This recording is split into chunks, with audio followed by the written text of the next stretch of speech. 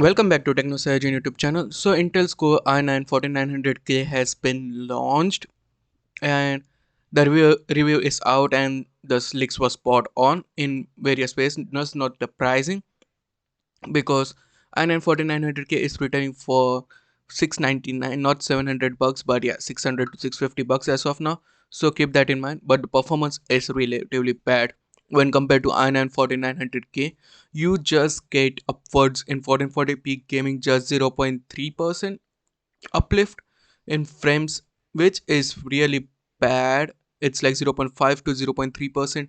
In some scenario it's 0.7. It's not even 1% performance uplift in 1440p game. And do not, it comes from Tech Power Up.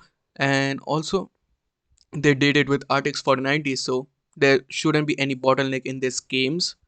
At 4K this is the same scenario, that it has a performance uplift of 0.7% at max, which is also a weird thing to see. As you can see on the screen here, it's 0.5% when compared to i9 1400K. In some scenarios it's 0.7, in some it's 0.3, so it's relatively in the margin of error. And this just shows how bad this CPU is. Also in encryptions and stuff like that, it's relatively faster. It's like 20 to 30% faster, but these things, they require multiple cores and high frequencies. So yeah, it should be expected. But in software development, yeah, it's just 1 to 2 seconds faster compared to i9 4900K, which is a bad to see because this is a heavily bin CPU. In one thing, it is more powerful.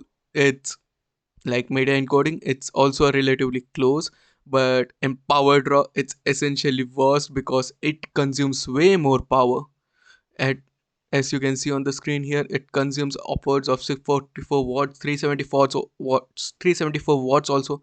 And if you overclock it, overclock, it will consume as high as 400 to 500 watts in multi-threaded workloads, which is insane to see.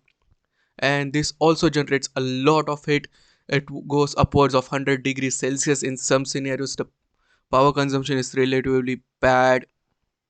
So yeah, instead of spending such power, as you can see on the CPU temperature, i9 14700K requires 117.8 degrees Celsius at load, and when gaming it is relatively okay, but it's close to 98 degrees, so it's bad.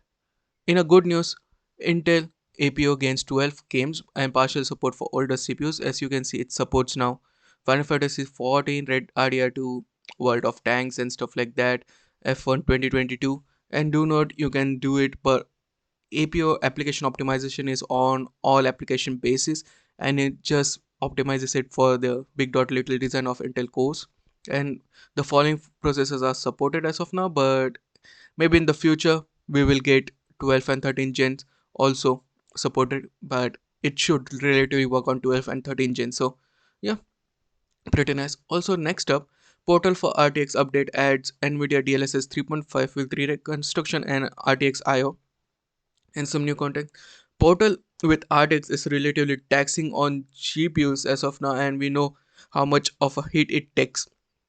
Even with DLSS 3 and 3.5, it takes a relatively higher hit on performance. But yeah, with RTX IO, it's basically enables fast GPU based loading and gaming assets decompression, massively accelerating IO performance compared to hard drives and traditional storage APIs. So basically it will reads everything from the GPU and not from traditional hard disk. And as you can see on the screen here, when you turn the RTX IO on, it does it in 1 second, but if you had it at off, it takes like relatively 7 seconds. So it's a massive uplift in performance.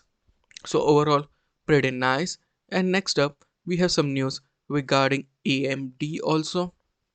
AMD claims that their Ryzen 7000 CPUs smashes Intel's Meteor Lake in AI benchmark, and it is upwards of 79% faster. They compared it with their $999 Ryzen AI CPU with Intel Core 7 laptop, and it is for AMD's LM Studio. And as you can see on the screen here, for time to first token from this example from first prompt on LM Studio, it is upwards of 75% fast, 79% faster in AMD's side, and Mistral instruction 41%. and tokens per second for sample prompt. It's 14 to 17% faster when compared to Intel Core 7. But yeah, it's okay because it comes with Ryzen AI. But yeah, that's it from me today. What do you think about the news? Sound of your thoughts in the comment section below. Like, share, and subscribe, and I'll meet you in the next one. Peace out.